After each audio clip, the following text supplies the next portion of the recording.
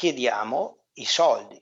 Cioè io in 6 mesi che ho percepito 1.000 euro, lei può ben capire che non ho bisogno di un vaccino per sopravvivere, perché morirò di fame.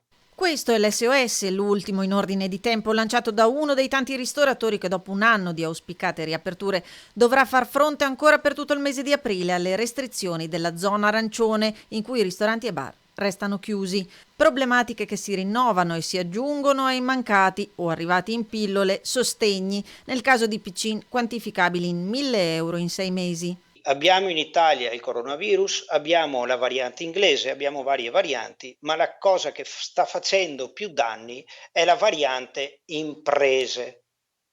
Ricordiamo che anche nel decreto sostegni di Draghi, per la ristorazione sono previste delle elemosine, non si guardano assolutamente nemmeno gli studi di settore. Spirito di collaborazione per arginare il virus, misure di sicurezza attivate nel locale. Ora le attività allo stremo chiedono che vengano valutate chiusure mirate. Noi saremo anche per la chiusura nel momento in cui siano verificati dei focolai, quindi chiusure selettive, territoriali d'emergenza, ma non fare di tutta l'erba un fascio.